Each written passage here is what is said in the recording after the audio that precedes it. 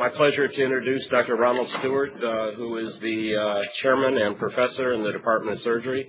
Dr. Stewart is a native Texan, grew up in West Texas, graduated from UT Permian Basin, is a graduate of this medical school and this residency, did his fellowship in trauma critical care at the University of Memphis with Tim Fabian, and then came back on the faculty to head up our newly set up trauma service. Dr. Stewart's been on the faculty for 19 years and has recently been named the House Chair of Surgery here. So let us welcome Dr. Stewart. Talk about the Thank you, Dr. Sterling.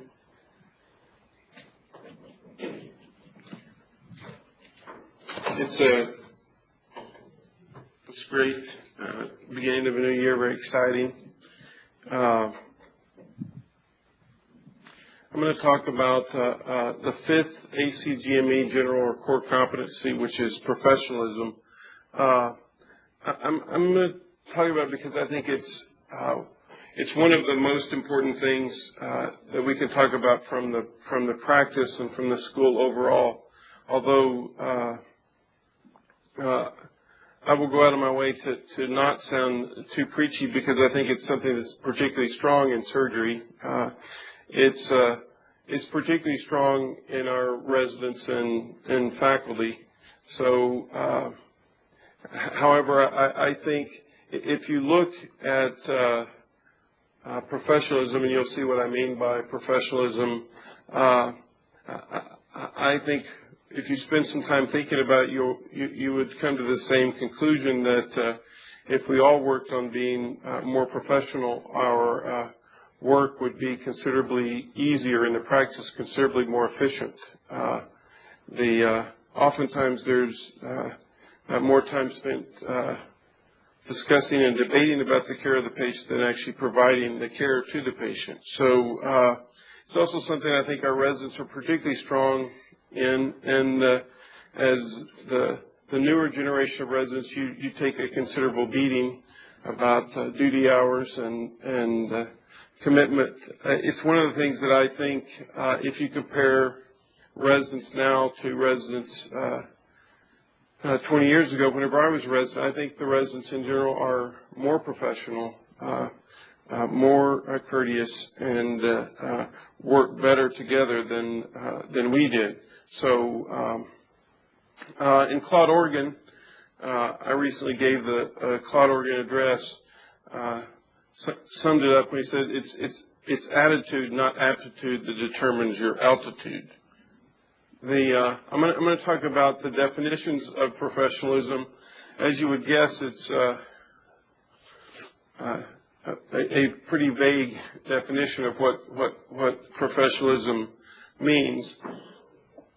And I'm going to talk about that from a focused point of view, which I think most of us think about professionalism in, and then an overarching view of a larger view of professionalism and with respect to the profession at a large. And I'm going to talk about what I think are threats to professionalism, both from inside and outside the profession, and lastly, try to touch on things we could do to get better. This is one of those things that can't really be counted, so there is some a fair degree of philosophy, although the ACGME obviously thinks it's important enough for it to be one of the 6 things that all residencies need to adhere to. And these are the ACGME general or core competencies. They're now called the general competencies because they cross all specialties. And in order, patient care, medical knowledge, practice-based learning, interpersonal communication skills, professionalism, and systems-based practice. So core competency number 5 is what we're going to be talking about. And core competency number 5 says the residents must demonstrate a commitment carrying out professional responsibilities and adherence to ethical principles. In the accrediting body for all residency programs. They then go on to give their definition of what professionalism means. So it means, to the ACGME, compassion, integrity, and respect for others, a responsiveness to patients' needs that supersedes self-interest, respect for patient privacy and autonomy, and accountability to patient, society, and the profession, and a sensitivity and responsiveness for caring for a diverse population. So the origins. What about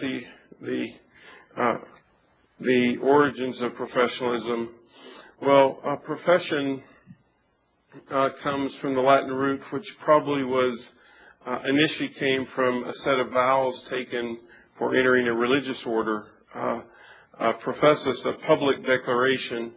And you've of course probably heard of the oldest profession, which is prostitution. That's a euphemism from 1610. But the roots of professionalism comes from profess. And in modern languages, of course, Italian would probably be the closest, professare, which means to confess, to profess, and to follow. So that's the origin of profession.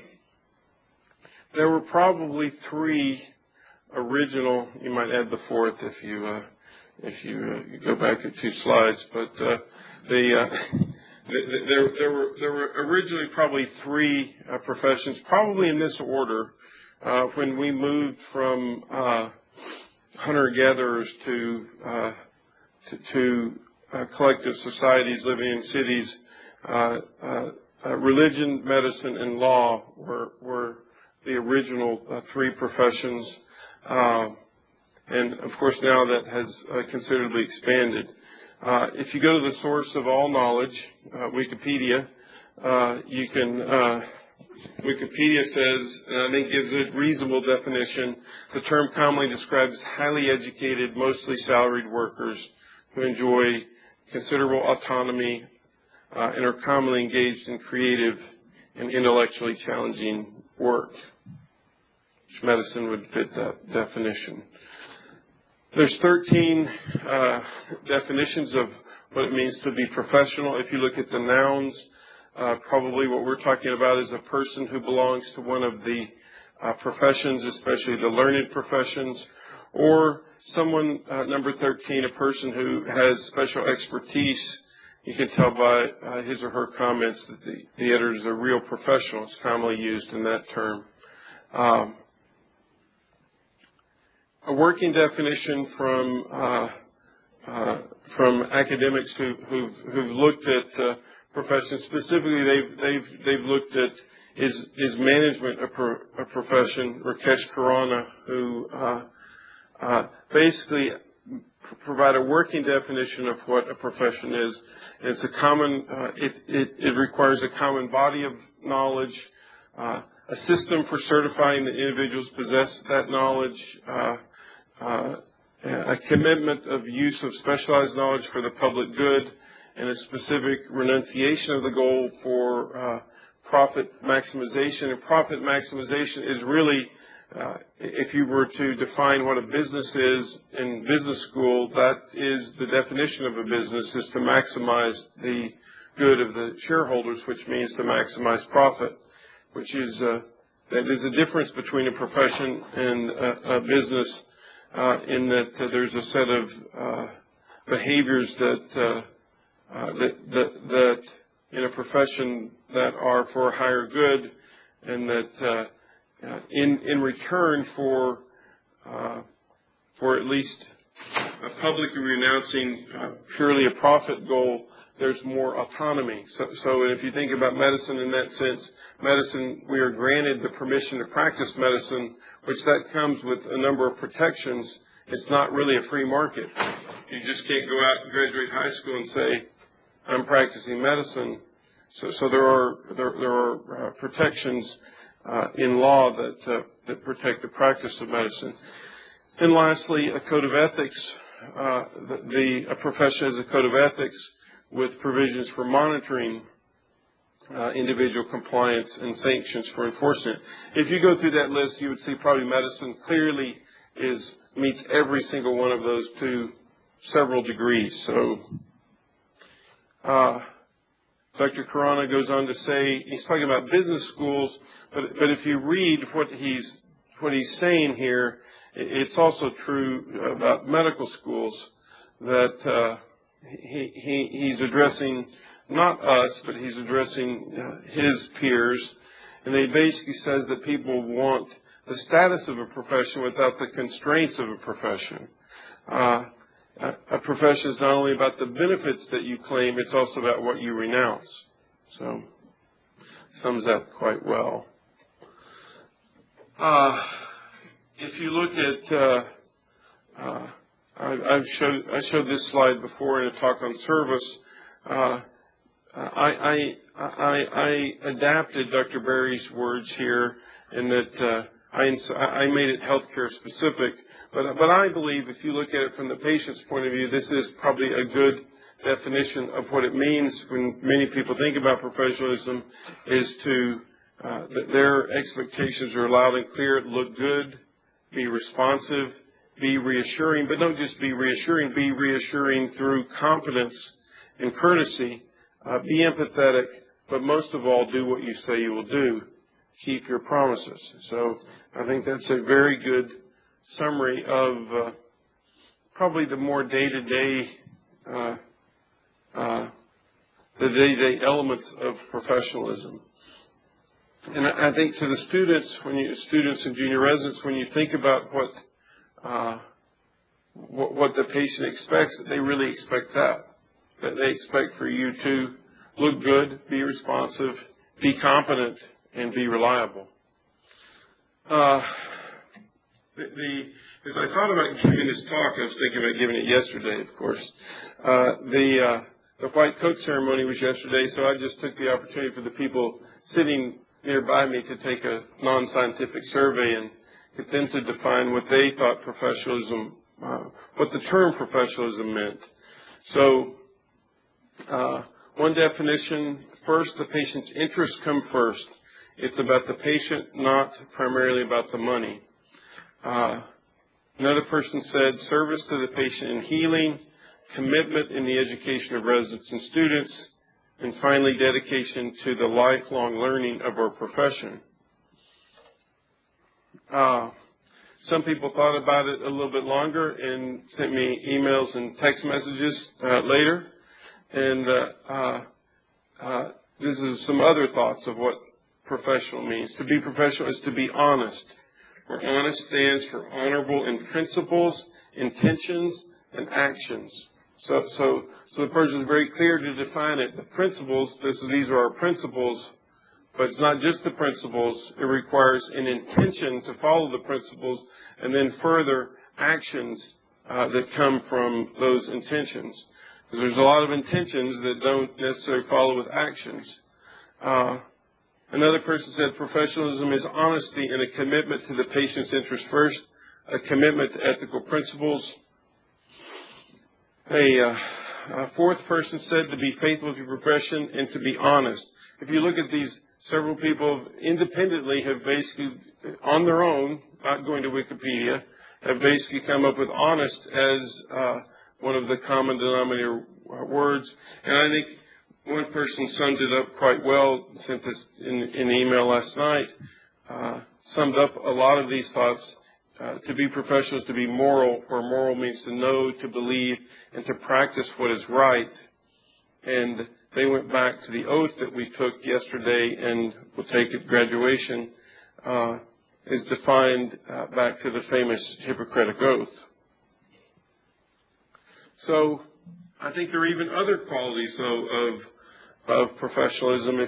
If I probably gave people more time to think about, they would. And some of these I brought up with this informal survey. I brought up, well, what about appearance or decorum? So decorum, civility, courtesy, kindness, and empathy. I think, at least whenever I think about someone who's highly professional, they have all of those traits. They are kind, empathetic. They are civil. and their personal appearance transmits those qualities. So I just took the opportunity to go to our webpage and pull down the pictures of everyone. And I think if you were just to look at those pictures, it makes me smile too when I look at them. If you look at the pictures and you look at them, you know, at least for our 30 seconds where we're having our picture taken, they're clearly portraying those things. They look like a pretty friendly bunch. They're clean. They're not all wearing a coat and tie, but they're all clean and shiny looking. They look like someone that you wouldn't mind meeting, which is really, from the patient's point of view, is how it is. And I think from the student's point of view, you have to think about, it really depends upon what the patient's expectations are. That's what really, and I think from a surgeon's point of view, and there's a certain amount of debate. I thought about including this literature. There's a debate about whether scrubs are just as professional as business attire. For the women audience, you'll note that I did not say coat and tie. So for business attire compared to scrubs, and it turns out if you sort of look at those, if you look at the survey of patients, they don't discriminate very much based on whether you're clean and in scrubs or clean in a coat and tie, although they do look at your footwear. They do look at what you're wearing on your shoes. And so wearing scrubs and tennis shoes was thought not to be very professional. But the bottom line is the patient has certain expectations about surgeons, and I think a white coat and scrubs, as you see Dr. Tusser kissing there in the middle, is that would be completely well within the professional norms of what patients expect to see surgeons dress like. So, but I think that from a decorum point of view, the main thing is a clean, professional appearance. You don't see very many piercings there either, I will just point out. The ones who might have had them, they don't have them in there. There's a reason why they don't have them in there. So I think if you're going back to our definition, spend all this time talking about definition of a profession, and probably still you have your own unique idiosyncratic view of what you believe a profession and professionalism is, which is probably as valid or more valid than the definitions that I've tried to come up with. I think from an overarching view, it's a little ironic that from a business professor comes up with what I think is the best overarching definition of our profession, which is I will create value for society rather than extract it. If you think about all those things we talked about in general, those things would apply to this broad definition. In summarizing those definitions, I would say professionalism is taking Wikipedia, my informal survey, the dictionary, and people who've thought about professionalism. I think it's a good summary to say it's a moral conduct serving a greater good with a commitment to service to patient above self. And if you think about what in medicine and surgery we are professing, what it is, you have to think about what are we professing as a profession? What really is it? And we're really professing that we're providing a service to the patient above our own personal motivations and needs. That's really what our profession says. So I think the first two are most important. But then rounding out to professionalism to make it a little more concrete, empathy, civility, a specialized body of knowledge, and then a formal system for maintaining that body of knowledge, which comes from first learning and then continuing that education as a lifelong process with the certification process to say that whether you meet those standards or not. That's really a good definition, I think, of professionalism. The other thing I would say before we leave the topic is there tends to be among people who thought about this, the way young people think about this is learn, earn, return. So you learn your profession, you earn, and then you give back to the profession.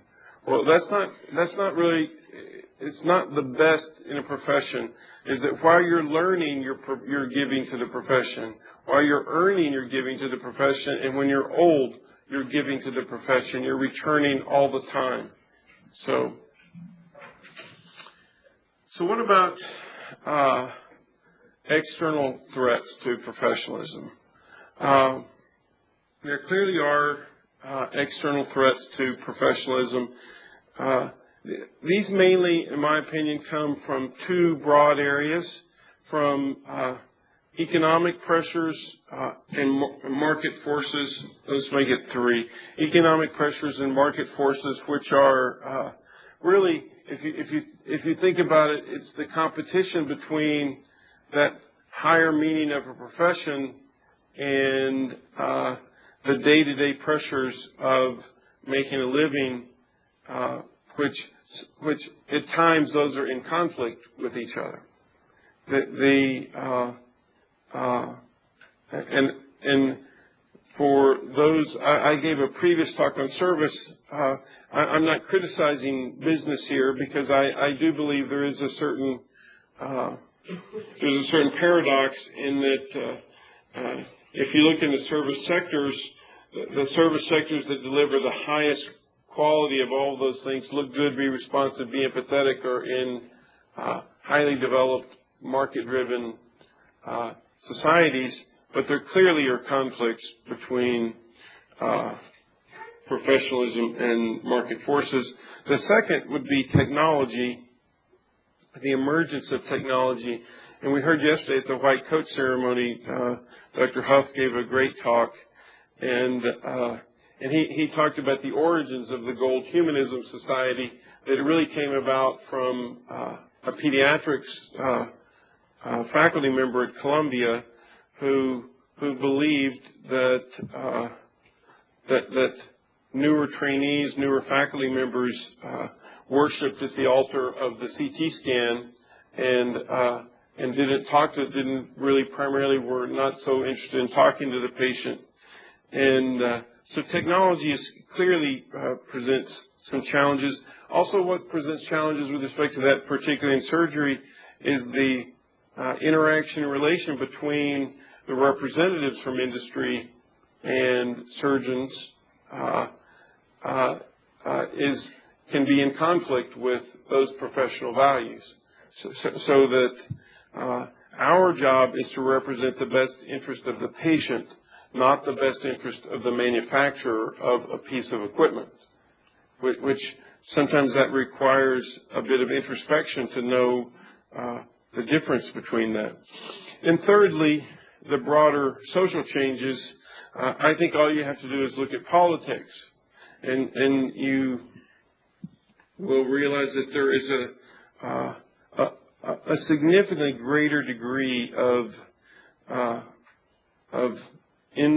uncivil behavior compared to 30 or 40 years ago, purely just bad behavior that gets marketed for re-election. So it's there is a tone in the broader social context of being less civil.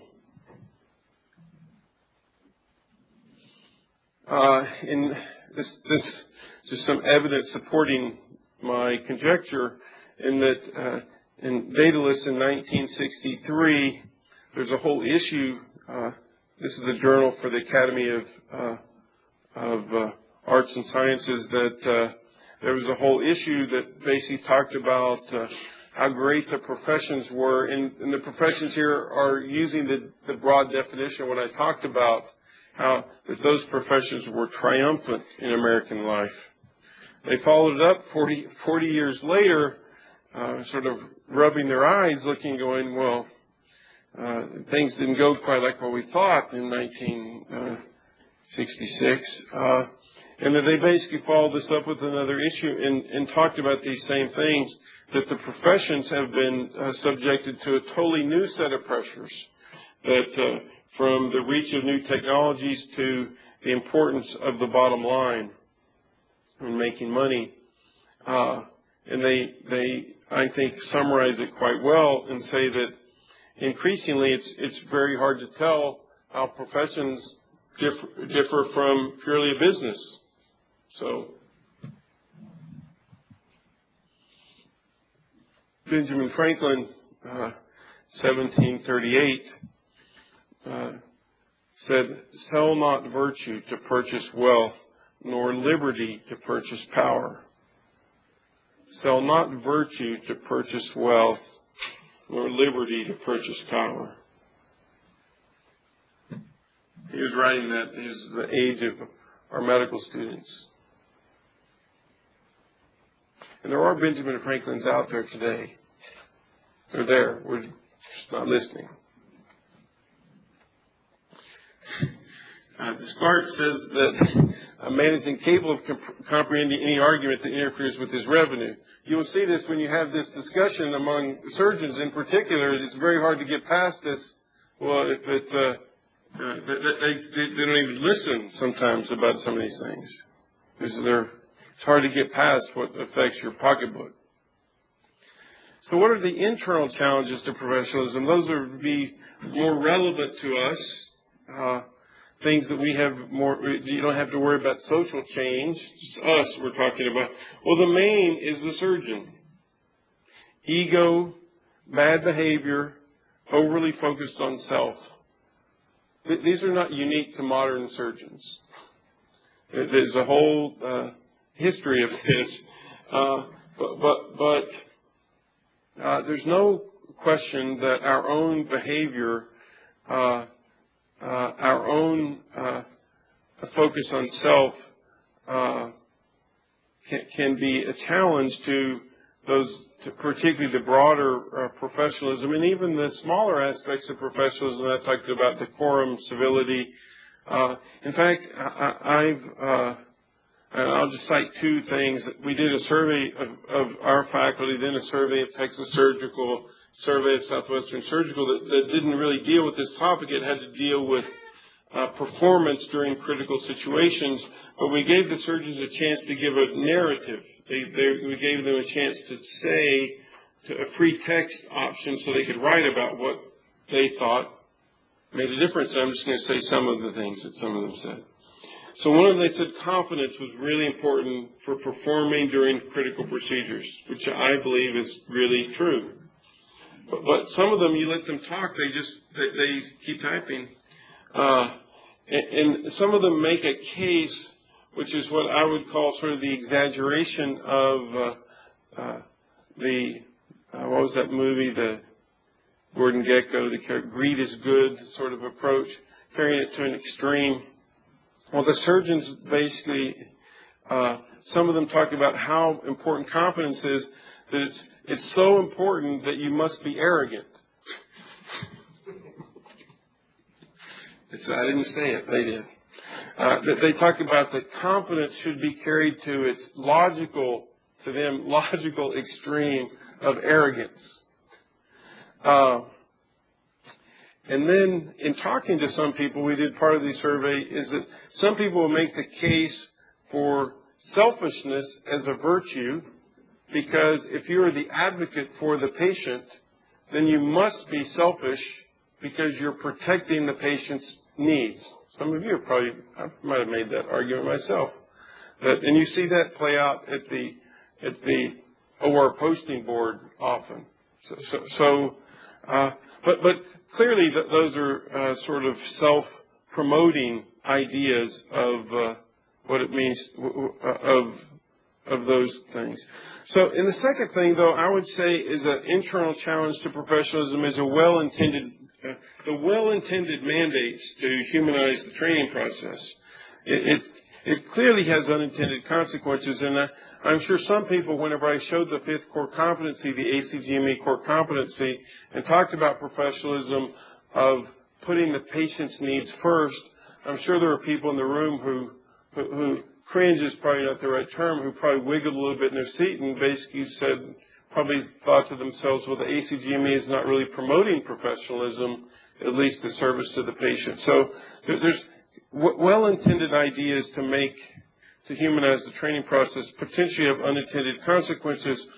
And what I mean specifically by that, well, if you carry those things to the logical extreme, it would be that the trainee or the surgeon is most important and the patient takes a secondary role. So what are some causes of unprofessional behavior in surgeons? And I'm very grateful to have a couple of books to help with respect to this. They weren't written about surgeons, although they could have been. One is What Got You to Here Won't Get You There. I would highly recommend that book. And the second is The Cost of Bad Behavior. But both really deal with a similar topic from different angles. So what are some causes of unprofessional behavior in surgeons?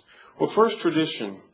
The apprenticeship model of residency training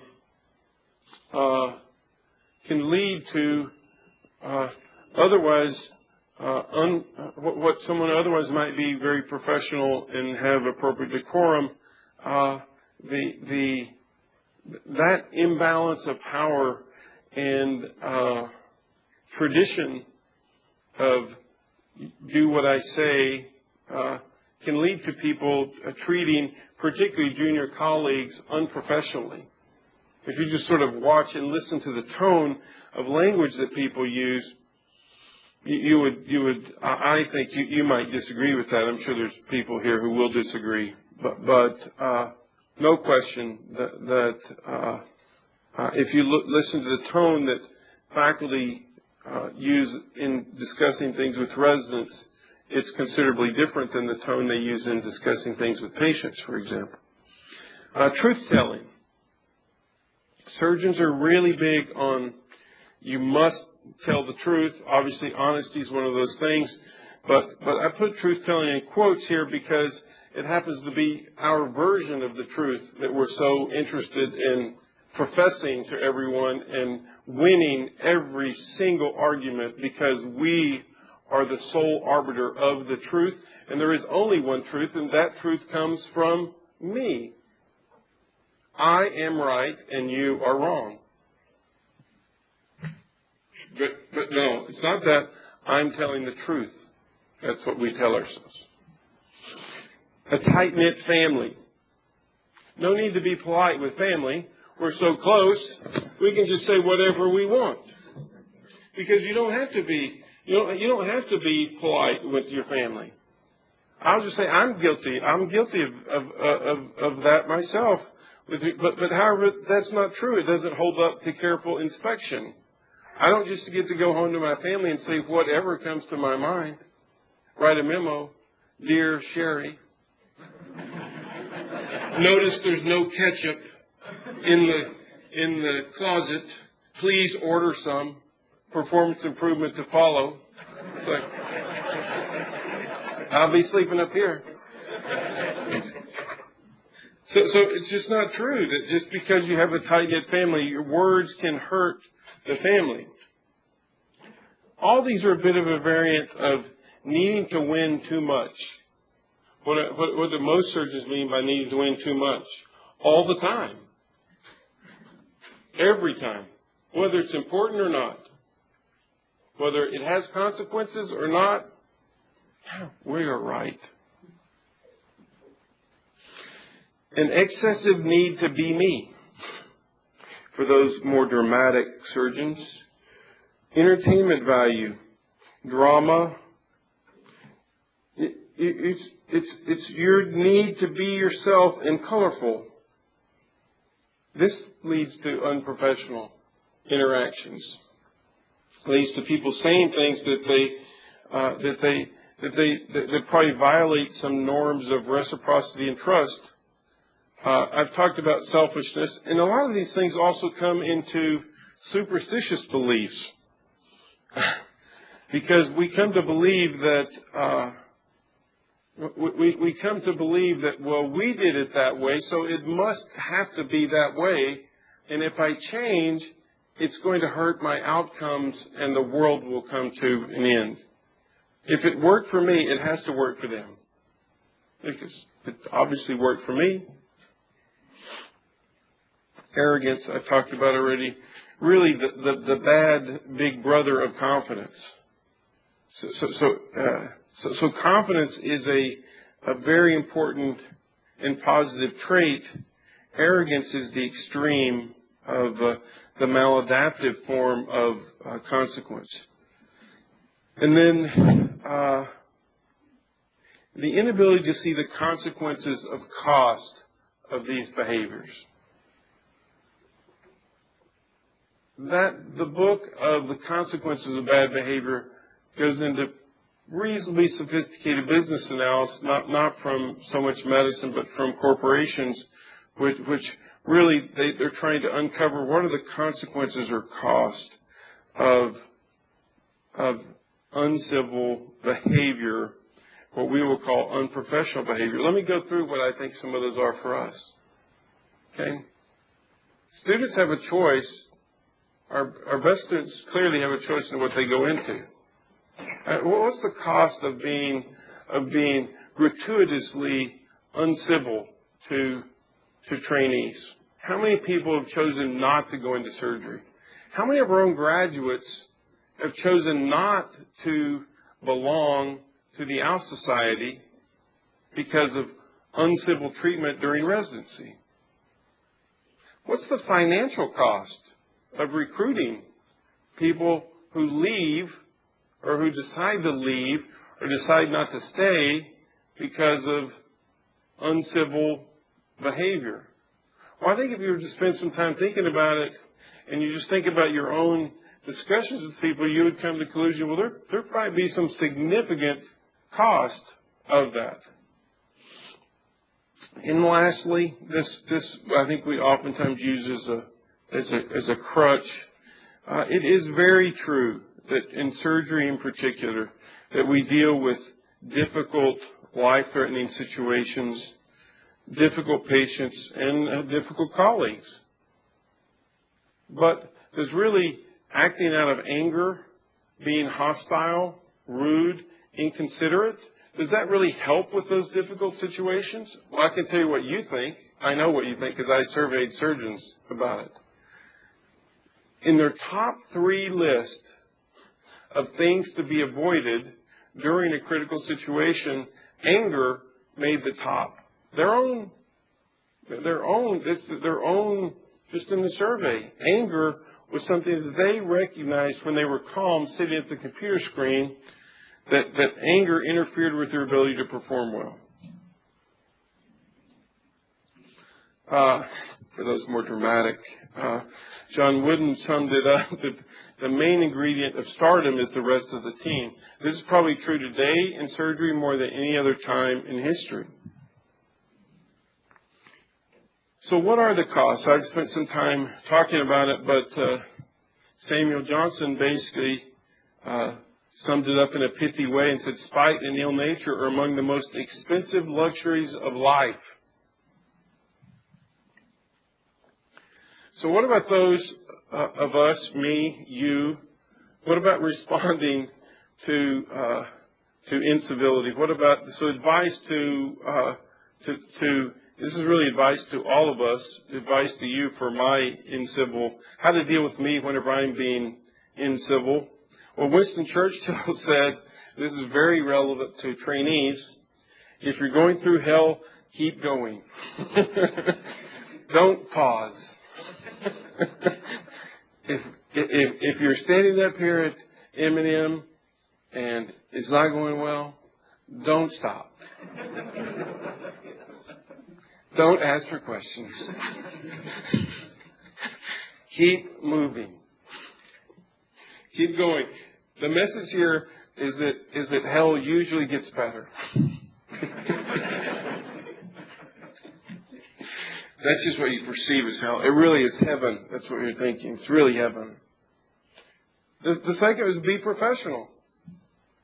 Be professional. Part of being professional, all those traits I talked about, is dealing with adverse, difficult conditions. So if someone's being unprofessional, if I'm being unprofessional to Patrick, the most effective thing that Dr. Wynn can do is be professional. Because my grandmother is right. The kind words turneth away wrath. Not insincere, mocking kind words. True kind words turneth away wrath. Very hard. If you're professional, courteous, calm, the incivil person tends to sort of melt away. I've seen it happen a bunch of times. Now, so, the book, What Got You Here Won't Get You There. Very good book. It's written for you. It's written for this audience, actually. It's written for successful people.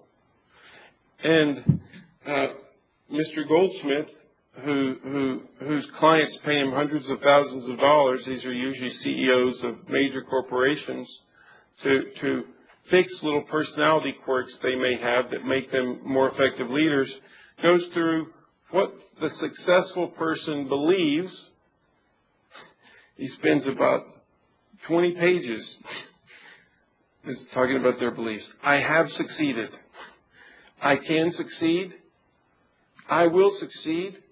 And I succeed because I choose to succeed. And by the way, I will succeed. These are not, I'm not mocking these. I am mocking them a little. But actually, these are important beliefs to have. In some of our work, you wouldn't get out of bed the next day if you didn't really believe, I can succeed and I am going to succeed. I will succeed. How do you know you're going to succeed? Because I have succeeded in the past and I will succeed. This is surgical. That is it. And it's 95% true. However, there's a however. One of the things he says is in the book is you're not supposed to start things with however, and, or but. I do it all the time. But the bottom line is some behaviors have led to our success. However, some of these behaviors, offshoots of these behaviors, are creating problems for us and the people we work with. So I've touched on some of these causes of winning too much. Variants of this, making destructive comments. Speaking, I've added this, or emailing. When angry. Speaking when angry. And once something's happened, refusing to apologize or refusing to express gratitude. These destroy a team. These destroy a team.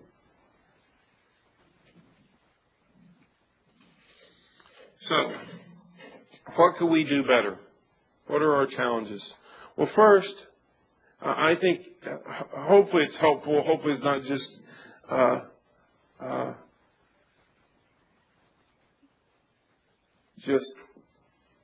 superficial moralizing on my part. But the first I think we should keep in mind is, what are we professing? Well, it's very clear what we're professing. Our profession professes that the patient interest always comes before our own. That's what we say. And we should keep in mind that we have a moral conduct serving the greater good. And I put in yellow what someone told me yesterday at the white coat ceremony. That moral conduct is honorable in principles, intentions, and actions. Competence and empathy. But briefly about competence, all these things I'm talking about professionalism, competence is inherent in professionalism. Professionalism without competence is an insult to the patient and a mockery of the principle. and empathy. It's what the patient wants most. They want empathy. It's actually what this has been studied extensively, and how empathetic you are with the patient determines many things. Their willingness to change, their ability to change, whether they sue you or not, all is determined on the perception of empathy from the care provider. So I think the best way to move forward is professionalism by example. I talked about our residents. I didn't talk about the founding faculty. But if you want to know what to do, and unfortunately not everyone knows them, but I think the original, most of the original founding faculty were in surgery were highly professional by example. So I think a stated goal to be more civil, and civility here is, and I'll also be clear for those skeptical people in the audience, I'm not trying to make you all nice people. I'm not. Really not. Not. So too daunting. No, you can still be aggressive, hard-nosed, competent, but you treat people with mutual respect and dignity, like you would want to be treated.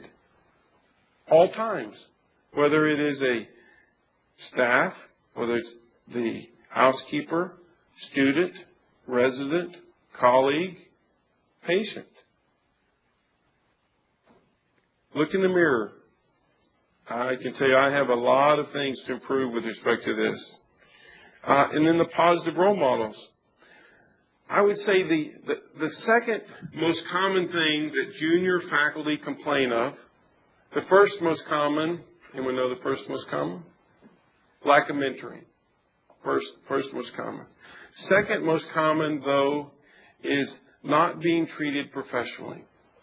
Not being treated with professionalism by the people around them. There's a very simple thing, though. If you want to be treated professionally, you act professionally. If you act professional, you will be treated professionally. If you act very informal, like this is a dormitory life, you're going to be treated like you're in a dorm. So, look around. There are many positive role models. I certainly have in my head the role models for professionalism. The next to the last thing is avoid destructive criticism. This mainly comes when speaking when angry.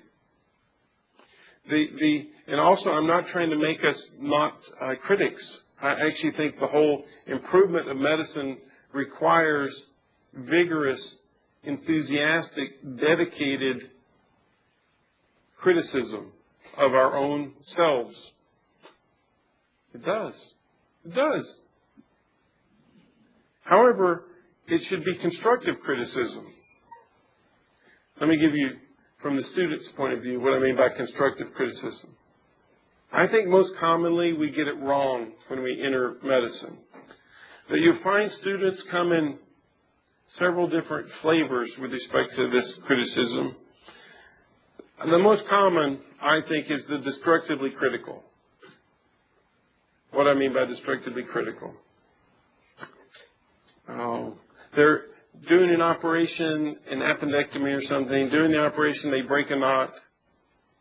And the things that they say after breaking that knot in their head, the self-talk in their head is very destructive. I can't do this. The patient's going to die. The patient's going to bleed to death. Oh my gosh. They're going to think I'm stupid. These are things that people say when they're being destructively critical to themselves. What they should be thinking is, I should just tie that knot just a little less hard.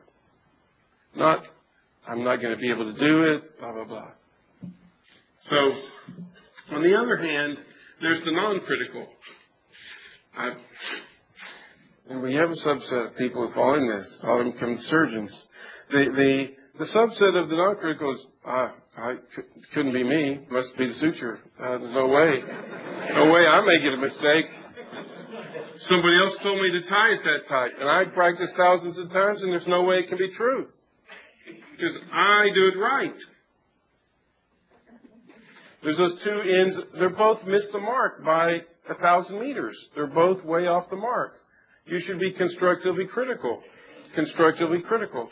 And similarly, well-intended, very, very honest, sincere, intended criticism directed towards trainees, which is really important. I'll speak to the trainees too. That it's important for you to have someone who is constructively critical of your performance. I can tell you, if you're an Olympic athlete, you pay people hundreds of thousands of dollars to focus on being critical of your performance. That's what you do if you want to be the world's best. So it's very important to have those critics. However, it's very important, using that coach analogy for the Olympic athlete. They have to know when it's the key thing about being a good coach is knowing when it's time to basically, I'm trying to say something politically correct. I'll just say it incorrect. When it's time to beat the person and say you're just slacking and you've got to work harder. And it's very important to know when the horse is laying there almost dead and you have to help it off the ground and lift it up and give it, and not shoot it, give it an IV fluid. Did Carlos say that? He said, and shoot it. Okay. Avoid destructive criticism. It can be well-intended, and most of that destructive criticism comes in speaking when angry. You don't have to speak nicely. Just don't say anything when you're mad. But you don't have to talk. It's far easier to do nothing than to radically change your behavior. And lastly, consider the costs. I think there are real costs towards unprofessional behavior that we bear. I'm happy to answer any questions or have any comments. Thank you.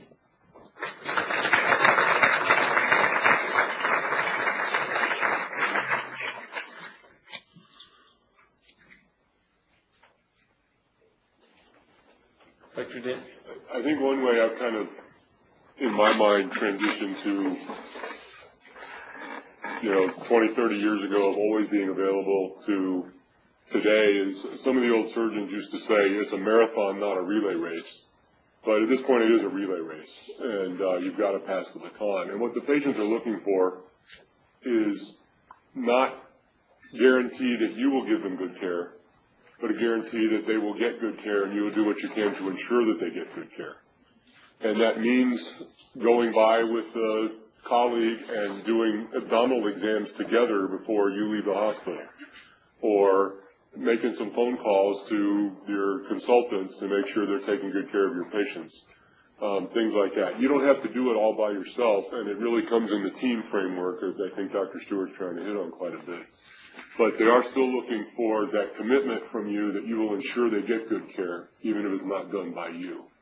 And I think that's a transition that the practice of surgery is still struggling with. And I think it's something we need to work a lot harder on, and it gets to transitions of care and things like that. But if you'll make that commitment and you'll ensure they get good care, then the rest of it kind of take care of itself. So I would just say, I think there are a lot of what I tried to say that talks to that. Although what I would say is the values of the profession are unchanging, regardless of the climate that we currently practice in. The values are they're no different than they were 100 years ago.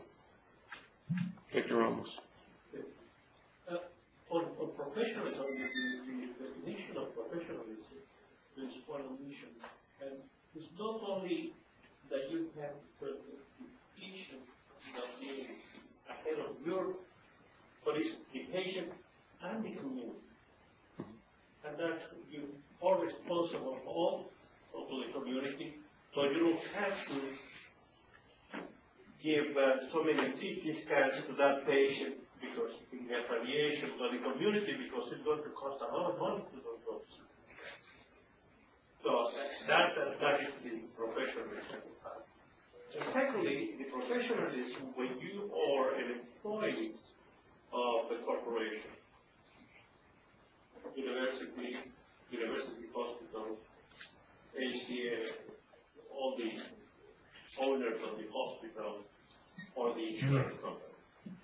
And that role of citizen professionalism when you're a company doctor is very, very encouraged to actually come on and say you're a doctor or you're a company doctor.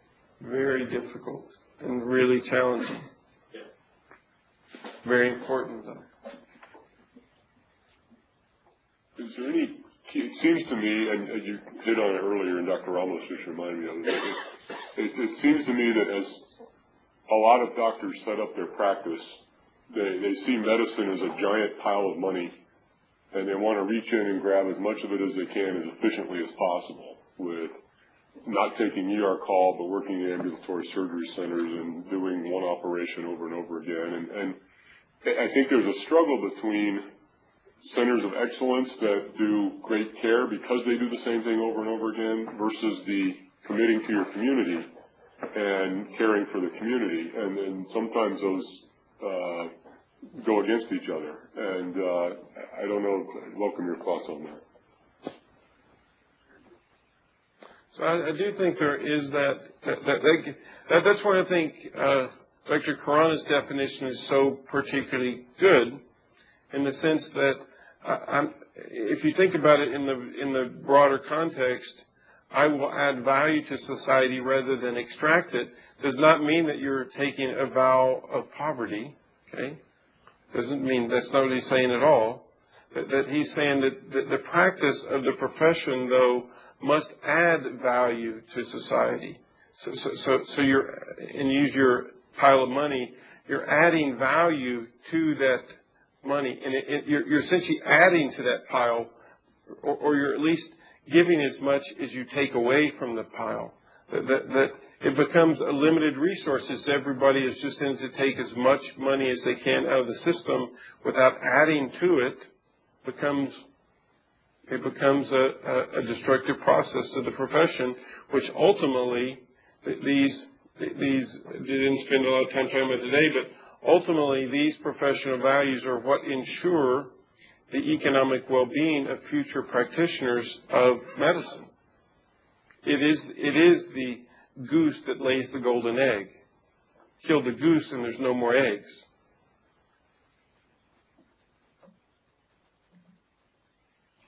I think surgeons are number one with being advocates for their patients.